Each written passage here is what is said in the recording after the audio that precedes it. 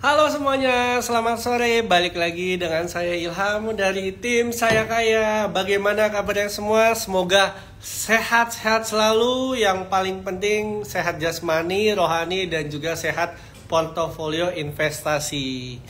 Gimana kabarnya semua? Lagi pada ngapain nih teman-teman yang ada di Instagram, yang sedang menonton Instagram ini? Kali ini sangat-sangat apa ya namanya, sangat-sangat bahagia sekali karena kita bakalan berkolaborasi dengan salah satu narasumber yang pastinya ditunggu-tunggu. Kita akan berkolaborasi dengan seorang founder dari Wisdom and Invest. Mungkin teman-teman semua tahu ya, yang bernama Cifoni. Nah, tapi sebelum kita mengundang Cifoninya kemari, ya kan, untuk sharing ilmu-ilmu dengan kita semua, saya ingin tahu nih kabar teman-teman semua, apakah sehat, bagaimana akhir-akhir ini, apalagi sejam lagi ya, kayaknya sejam lagi itu jam 5 ya, pulang kerja, ya mungkin ada yang teman-teman yang kuliah ya, sore pulang kuliah, terus jangan lupa nonton IG Live. Oke, sekarang kita undang ya narasumber kita, yaitu Cifoni. Tadi udah sempat saya mention, beliau merupakan seorang founder Wisdom and Invest, dan kita bakal belajar banyak mengenai tema hari ini, yaitu cara mengelola utang di tahun 2024. Sebentar teman-teman. Lupa untuk siapkan notebook atau notepad atau laptop atau catatan untuk belajar banyak hari ini bersama Cifoni. Oh, ini Cifoni udah mulai masuk nih. Deg-degan nih mau mendapatkan ilmu baru. Halo Ci. Halo, selamat Halo. sore semuanya teman-teman. Selamat sore Mas. Selamat sore Cifoni. Gimana kabarnya? Baik. Ini cukup jelas ya layar Aman, ya? aman, aman. Layar Oke, aman, oke. suara aman.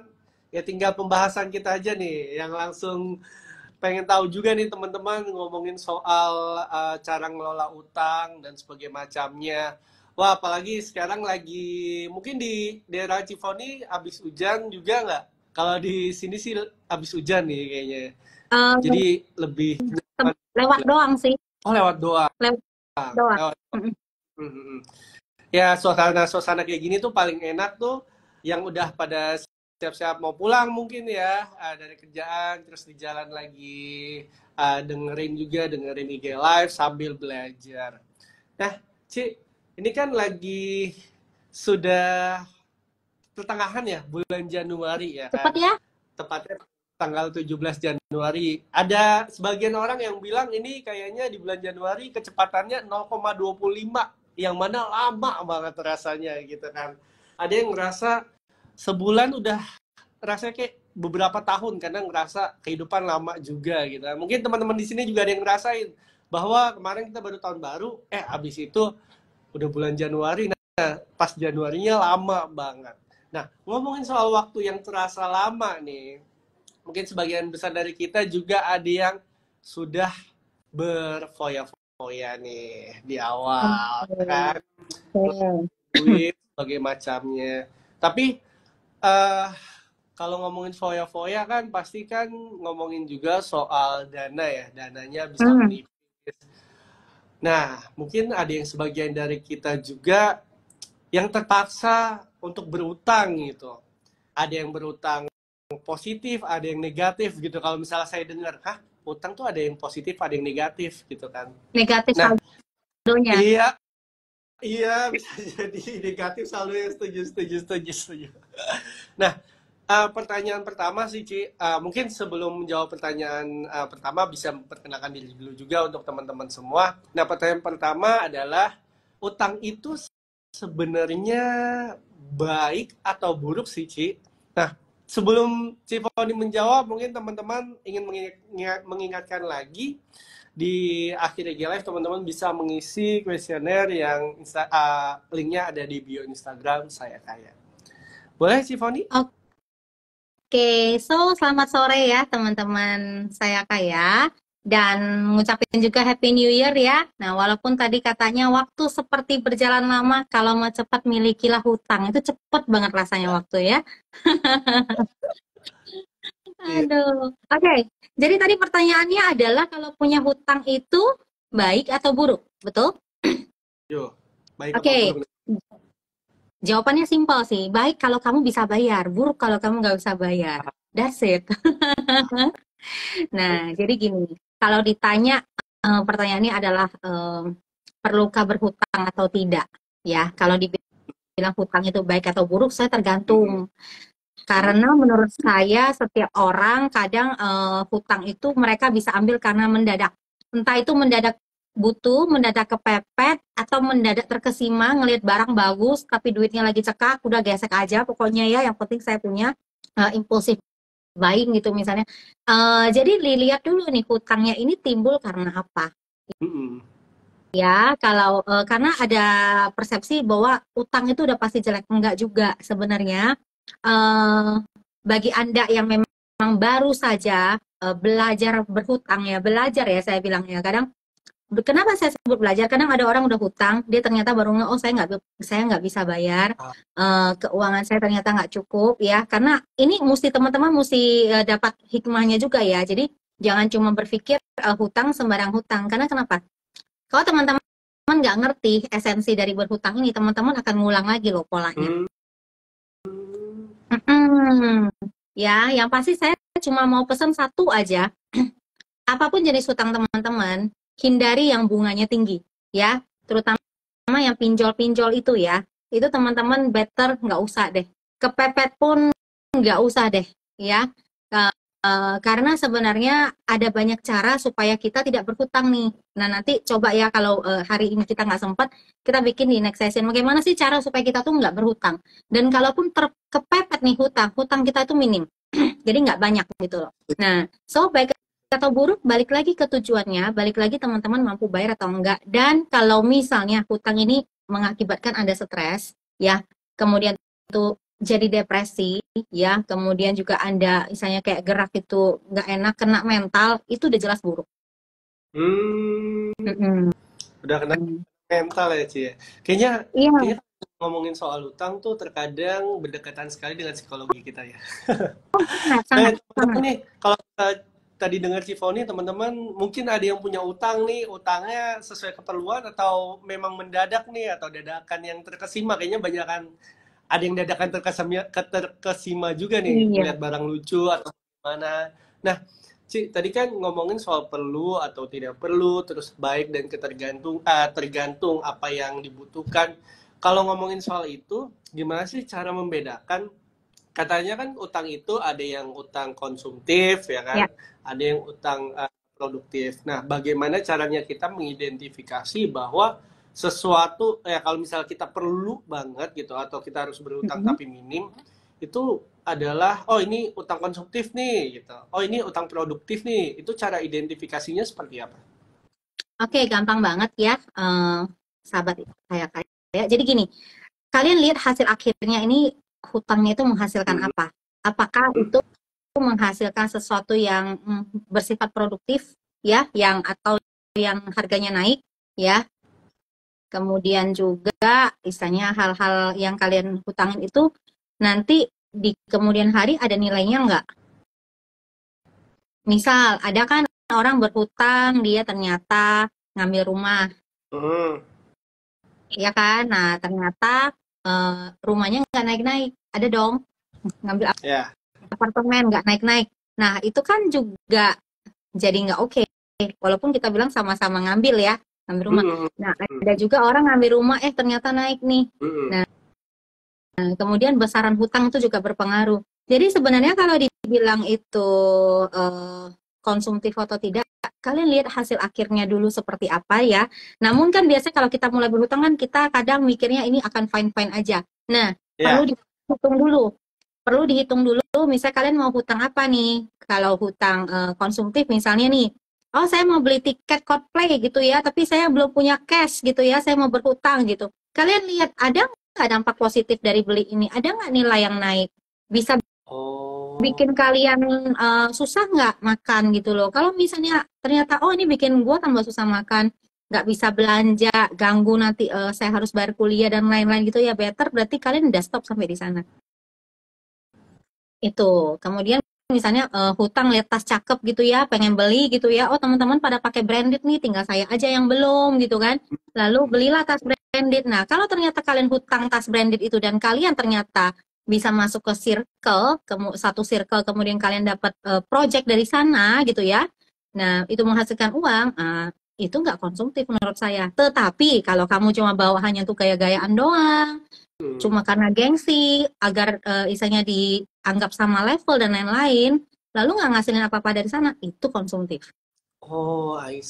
see. Berarti memang segala sesuatu dinilai dari hasil akhir, yang mana bukan hasil akhir yang bagaimana, tapi value-nya sebenarnya Ya, ketika kita harus perlu menggunakan utang, value yang akan didapatkan atau feedback yang akan didapatkan seperti apa gitu ya, Ci, ya, kepada diri betul. kita pribadi atau sekitar gitu yang menaikkan entah itu dari income atau dari personal segala macam gitu ya, Ci, ya.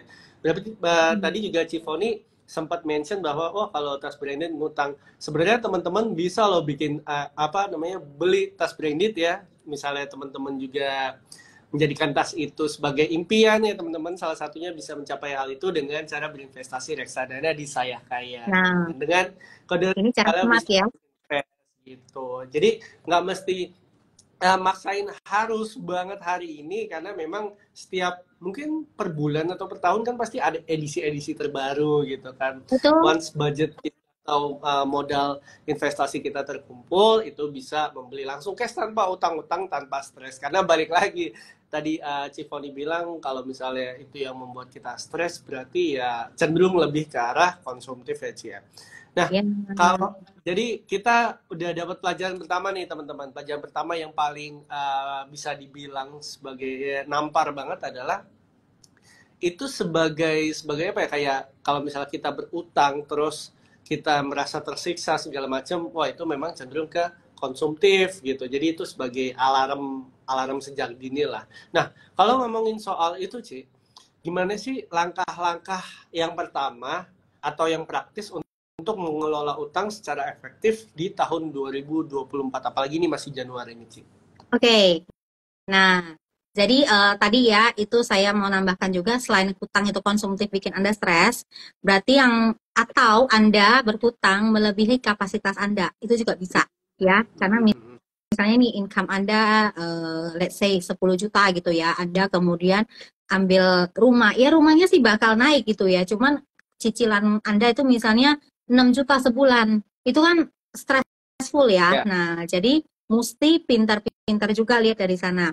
So, kita sekarang akan bahas bagaimana langkah-langkah supaya mengelola hutang secara efektif ya. ya, Berarti kalau mengelola hutang artinya hutangnya sudah ada ya. ya. Oke. Nah, pertama list dulu. List dulu hutang-hutang. Sebelum itu, kalian mesti punya satu mindset adalah hmm, hilangkan rasa malu dulu ya. Karena biasanya orang kalau sudah punya hutang, dia sama dirinya sendiri juga malu. I see. Sama dirinya sendiri, sama mungkin pasangannya gitu ya. Misalnya pasangannya pas lihat dia, aduh ini pasti lagi menghakimi saya nih, saya banyak utang gitu ya. Nah, jadi mindsetnya dibenerin dulu. Tujuannya adalah kalian mau misalnya melakukan manajemen untuk hutang ini. List Ya, semua hutang-hutang, ditulis dulu semuanya. Mau mulai dari yang besar-besar sampai kecil-kecil tulis.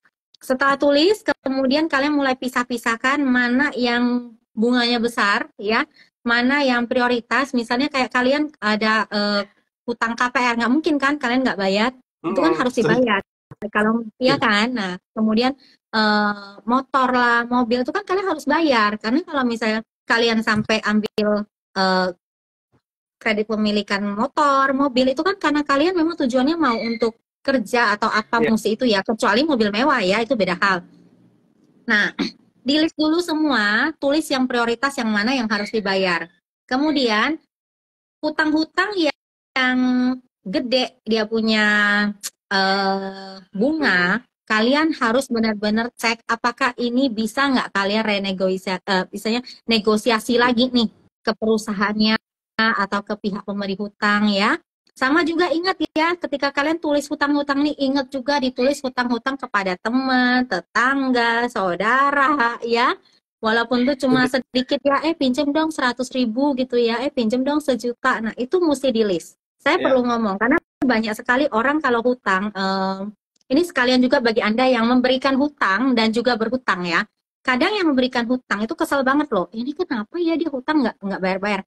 Si yang ngutang itu sebenarnya ada niatnya ada nih misalnya kan, tapi karena keuangannya nggak ada dia menghindar. Nah ini better jangan ya, karena ini akan mengganggu banget apa siklus rezeki Anda juga. Makanya kenapa saya bilang tuh pola, Mas, kita kalau hutang kita nggak bayar itu pola ngulang terus, makin lama hutang makin gede.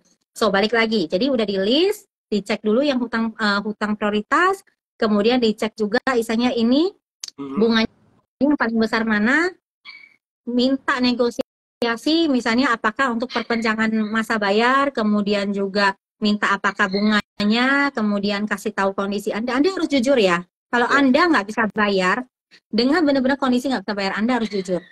Ya, jangan sampai nanti apa, sorry ya agak berisik. Nah, jangan sampai nanti kalian merasa apa, makin nggak nyaman.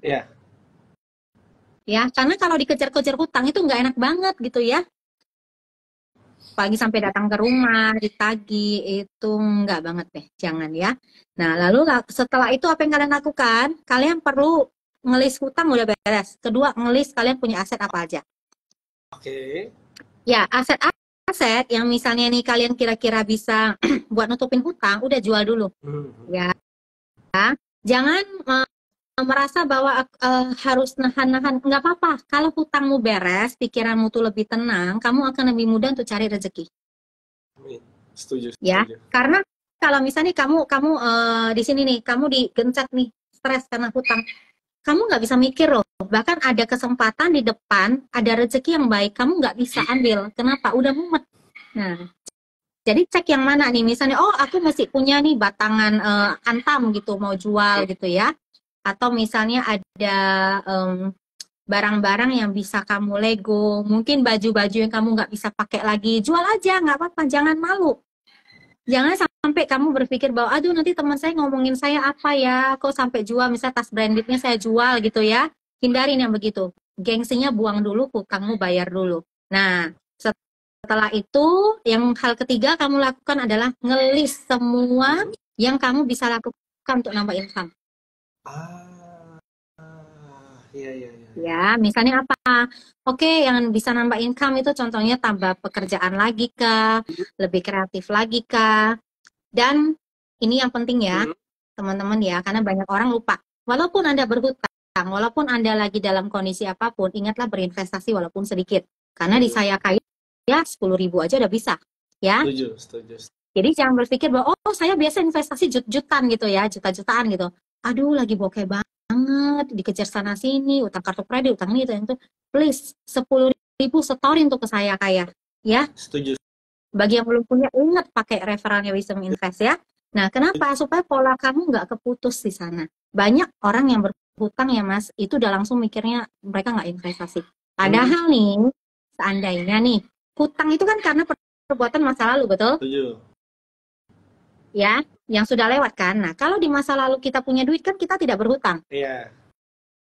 Jadi supaya kita tidak berhutang di masa depan, mulailah menanam dari sekarang. Itu guys. Masuk akal? Sangat masuk akal sekali Cifoni. Memang teman-teman nih ada beberapa PR nih untuk langkah-langkah. Pertama ya list dulu utangnya, utang atau piutang ya, antara kita ngutang, nggak boleh. Ya konsumtif atau produktif, dan juga teman kita atau siapa yang berutang sama kita nih, jangan lupa ditagih juga gitu, bisa duitnya itu bisa untuk nutupin utang kita gitu atau membayar utang kita.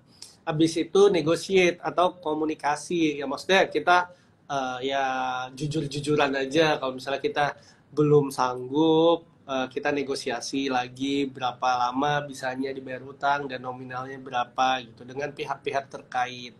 Nah selanjutnya juga setelah itu list income, maksudnya setelah kita list utang, piutang, terus habis itu kita harus bisa apa ya namanya, menambah kesempatan lagi untuk memasukkan income, entah kita freelance atau menambah pekerjaan baru dan sebagainya macamnya gitu.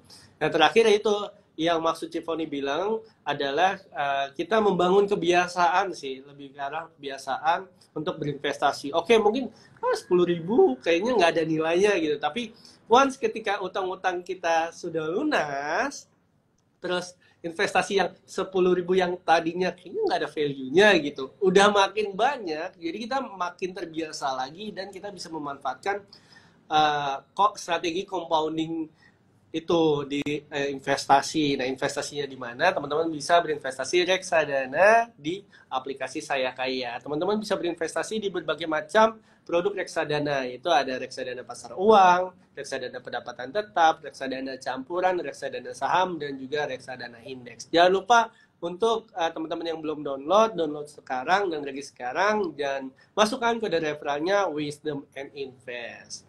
Nah, Cifoni mau tanya lagi nih, kan kita udah ngelis, terus kita udah membentuk kebiasaan yang baru. Mungkin nggak sedikit sih, maksudnya kayaknya saya juga pernah melakukan, pernah mengalami hal ini, kayak misalnya memiliki utang, tiba-tiba pendapatan kita turun nih, Ci, gitu, bulan berikutnya gitu, entah yang kerja ataupun yang usaha nih, tiba-tiba misalnya 10 juta, 10 juta, 10 juta, tiba-tiba jadi 7 juta. Nah, itu kan sesuatu yang ibaratnya nih udah kegencet lagi nih. Nah, gimana sih cara untuk mengantisipasinya atau triknya itu seperti apa untuk point of view Cifoni sendiri? Oke, jadi sebenarnya hal ini pernah terjadi ya, dan ini banyak banget kita alami waktu COVID. Itu nggak usah kita bilang, nggak usah gengsi-gengsian deh. Kita bilang let's say 80-90% orang ya merasakan, dari yang level yang memang dia punya duit sampai yang mepet-mepet itu juga setengah mati kan, karena income bukan nurun tapi bahkan stop loh. Ya, setuju ya. Nah, satu-satunya yang saya bilang untuk emergency adalah memang Anda harus nambah cari lagi income.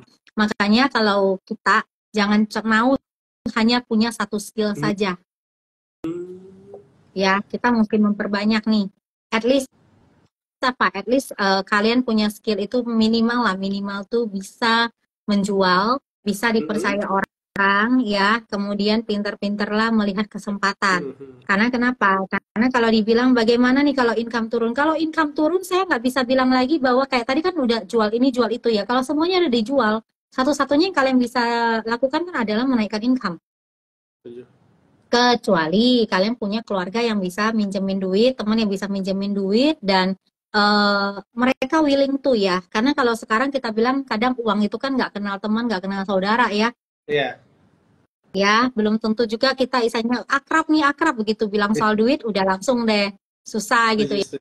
Nah, kecuali Anda punya privilege itu ya, misalnya Anda punya orang tua yang ternyata punya duit gitu, Anda pengen mandiri misalnya, selama ini mandiri tiba-tiba posisi begini, nggak usah malu minjem sama orang tua kalau memang ada, cuma ingat bayar.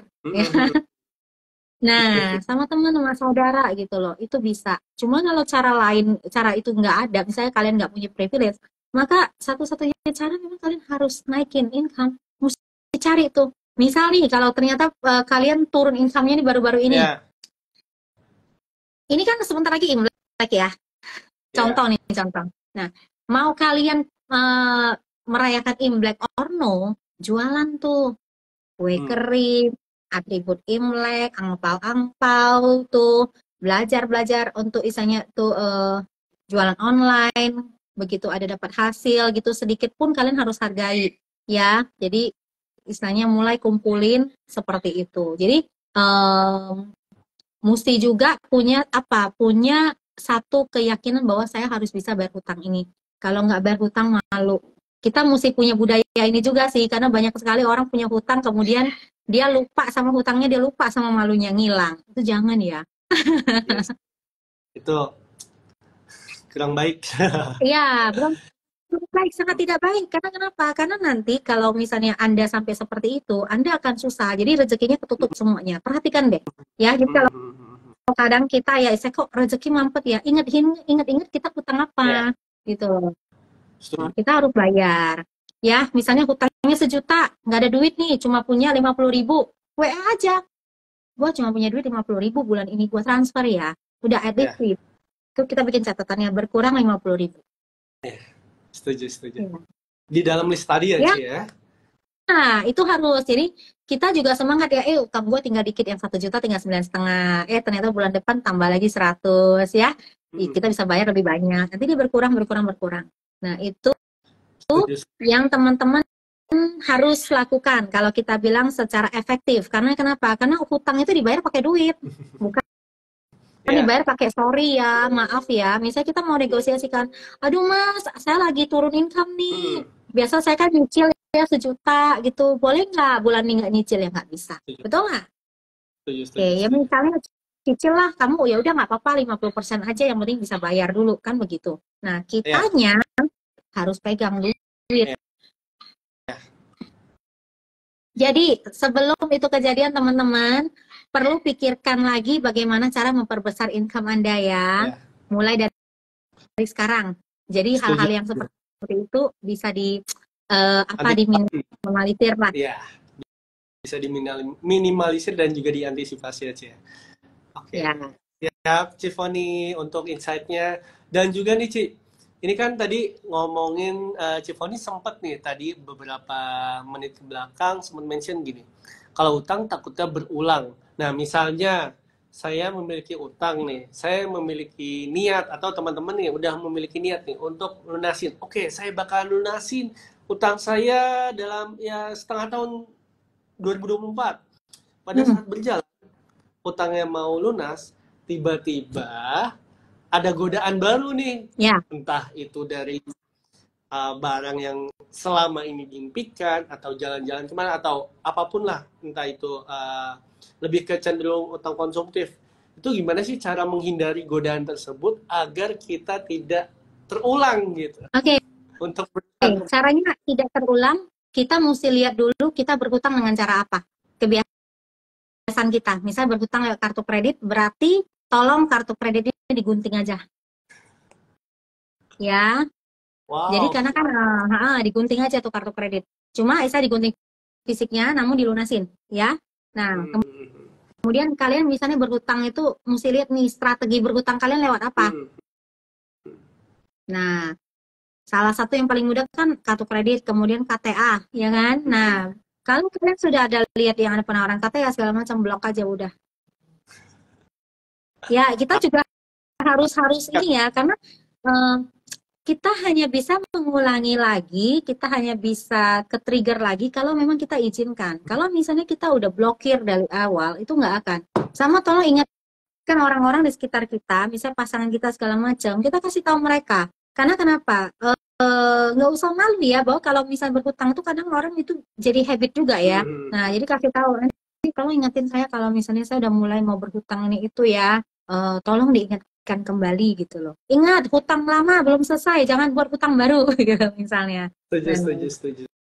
Sama duit istilahnya itu, matanya kita itu hindarin untuk hanya melihat barang yang seksi ya. Barang seksi itu misalnya impian, aduh gue pengen banget ya beli barang ini, cakep banget segala macam.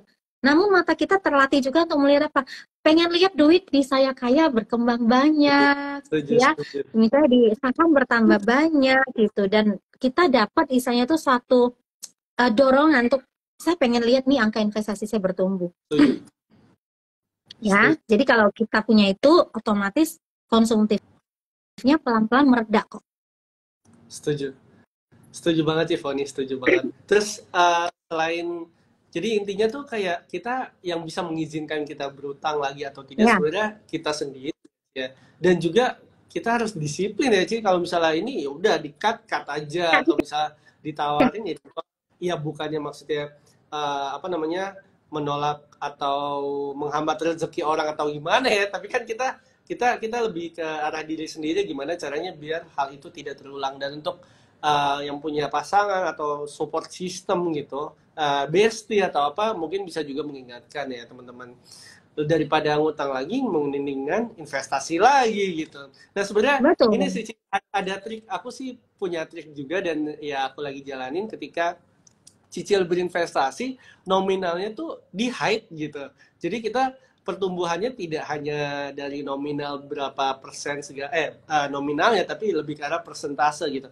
Oh, tumbuh nih. Tapi balik lagi teman-teman, ini untuk pilihan reksadananya disesuaikan dengan tujuan investasi teman-teman juga, dan juga profil risiko teman-teman. Tapi yang ingin saya sharing adalah bagaimana caranya membangun habit investasi agar kebiasaan utang itu ya cenderung yang utang yang konsumtif ya, itu tidak terulang lagi. Karena kalau misalnya kita berutang produktif yang memberikan value, itu salah satu yang cukup strategik ya. Misalnya utang produktif itu kayak gimana sih? Misalnya kita bekerja ya, terus kita butuh langganan atau tools yang diharuskan itu membayar bulanan atau tahunan untuk memberikan value lebih atau layanan lebih untuk pekerjaan kita, itu masuknya juga utang produktif ya Cia.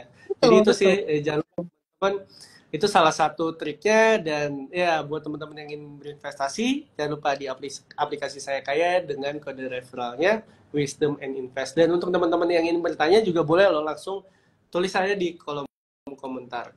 Nah, Ci tadi kan ngomongin soal teknis sudah nih, bikin list segala macam, naikin income, terus nyerempet nih, kita harus jujur, kita jangan malu. Nah, pertanyaannya sedikit cenderung ke arah perasaan nih, Ci. Nah, bagaimana sih mengatasi perasaan malu atau stigmatisasi yang mungkin muncul akibat memiliki utang gitu? Maksudnya saking kayak aduh, utang nih, manusia utang nih gitu. Keluar rumah malu gitu, Ci. Malu bisa saja terjadi, apalagi kalau misalnya ini terjadi di cowok ya, karena cowok itu kan pride-nya tinggi juga ya, apalagi berkaitan dengan uang gitu ya. Kemudian dia nggak mampu bayar hutang. Kalau perempuan juga misalnya jadi lebih temperamen. Sebenarnya kalau kalian punya rasa malu itu sebenarnya bagus. Kenapa? Artinya kalian menyadari bahwa ada something wrong nih. Jadi rasa malu itu hadir, mesti dilihat tujuannya apa. Tujuan dari rasa malu ini ternyata, oh iya ya, saya salah manajemen keuangan misalnya. Nggak apa-apa dulu ya. Jadi maksud saya tuh bukan berarti bahwa kamu nggak boleh malu. Nggak. Kalau misalnya malu itu diterima aja dulu. Namun kalian harus lihat dari sisinya satu lagi, yaitu apa? Lebih malu apabila kalian tidak berhasil untuk membayar hutang. Lebih malu kalau tidak bisa berhasil untuk melewati ujian ini, betul kan?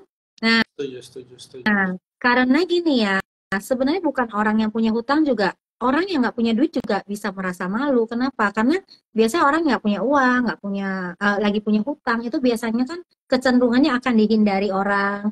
Kemudian self esteem-nya juga turun ya, merasa nggak berguna, nggak ini nggak itu. Nggak apa-apa, itu stop sampai di sini. Mulai berpikir bahwa bagaimana caranya mengatasi ini. Dan kalau punya hutang itu istilahnya diakui, nggak apa-apa.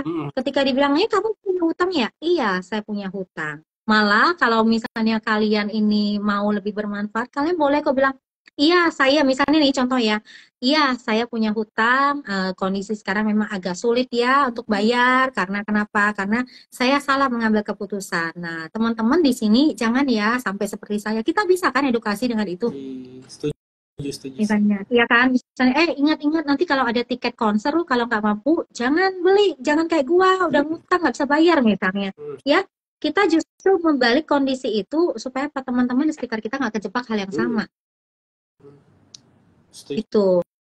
Kemudian mulai untuk apa? Mulai untuk dengarkan hal positif ya, karena hal-hal begini ya kebanyakan ya itu bisa bikin kita jadi punya satu mental yang tertekan, itu nggak baik. Jadi mulai buka YouTube, cari hal-hal yang positif, kalian dengerin motivasi, dengerin bagaimana orang-orang sukses bekerja ya, berpikir, bertindak gitu, itu kalian ikutin.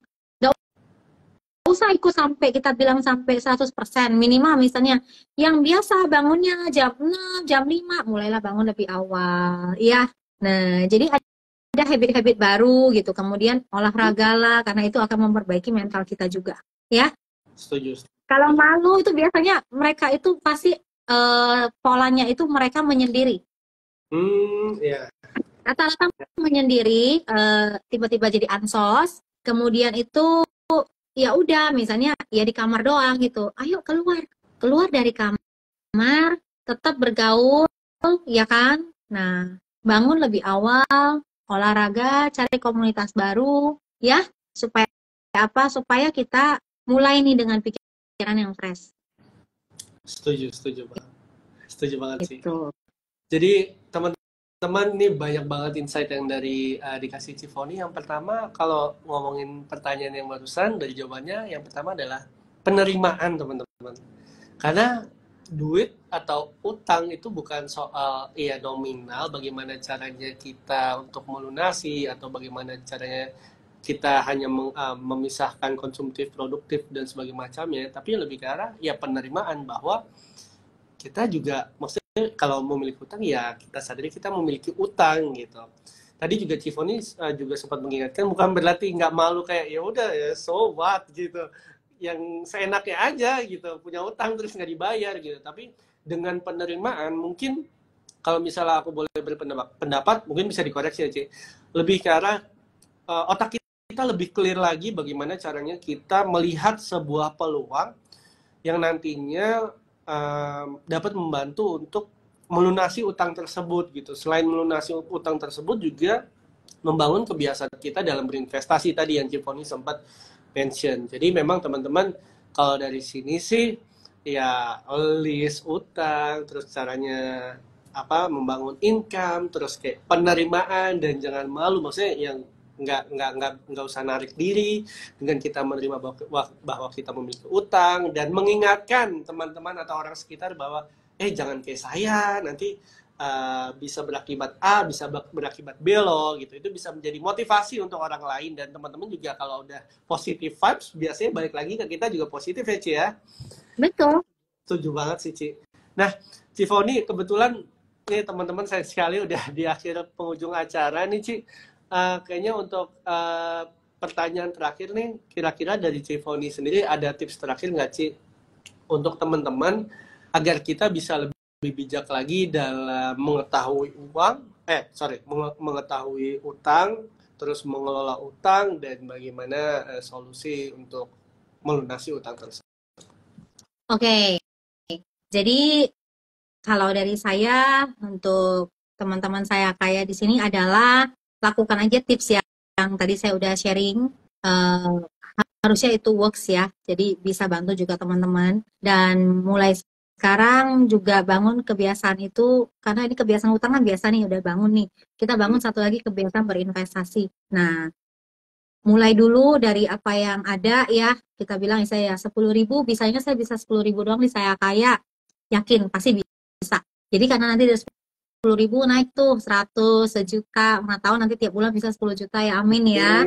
Nah, kemudian juga teman-teman mulailah membuka diri gitu ya, hindarin juga untuk hutang-hutang yang memang nggak perlu, karena hal tersebut nanti Anda jadi capek loh. Orang kerja setengah mati, bayar hutang tuh paling capek. Ya, nah apalagi kalau misalnya maaf nih, ini kebetulan ingat ya saya punya kenalan gitu loh, dia harus membayar hutang yang bukan dari dia sendiri. Ya, karena datanya dipakai. Jadi dia percaya sama sahabatnya, KTP-nya dikasih dipakai buat pinjol, dia yang harus bayar setengah mati. Nah, ya ini juga saya mesti warning ya ke teman-teman semua, hati-hati dengan data Anda ya. Jadi please say no ya, karena nanti efeknya jangka panjang. Dan mulai sekarang cari side hustle deh, nggak apa-apa, nggak usah malu ya. Misalnya kalian yang ngepas gitu ya, kalian mau nge-grab aja nggak apa-apa kalau memang kalian bisanya grab. Namun kalau kalian misalnya udah dari nge-grab, kalian mesti upgrade nih, misalnya punya duit, belajar skill, misalnya skill investasi, udah mulai belajar investasi. Kalian juga bisa lihat YouTube-nya Wisdom Invest ya, kita banyak edukasi free di sana juga. Naikin pelan-pelan ya teman-teman ya, level up ya, karena 2024 ini adalah masih di awal, jadi kesalahan-kesalahan di tahun lalu itu tolong tidak diulang lagi. Tahun lalu misalnya perbanyak hutang, tahun ini perbanyak income, lunasi hutang. Wah, keren banget Cifoni. Kata-kata terakhirnya nih, wah saya sampai kaget nih, sampai loncat nih. Oh iya. Cifoni untuk hari ini terima kasih banyak. Wah banyak banget insight-nya nih teman-teman. Jadi seger lagi nih, seger banget. Jadi pulang kerja langsung refresh lagi. Oh begitu loh. Yang kata Cifoni sharingnya, oh bisa bermanfaat banget. Thank you juga untuk teman-teman yang sudah menonton IG Live dari awal sampai akhir. Dan jangan lupa untuk mengisi kuesionernya. Linknya ada di bio Instagramnya saya Kaya. Dan jangan lupa investasi terus, investasi di aplikasi Saya Kaya dengan kode referralnya Wisdom and Invest. Terima kasih banyak Cifoni, sehat-sehat selalu. Sampai ketemu di kolaborasi berikutnya. Selamat Sampai sore. jumpa. Selamat sore, Bye-bye. bye-bye.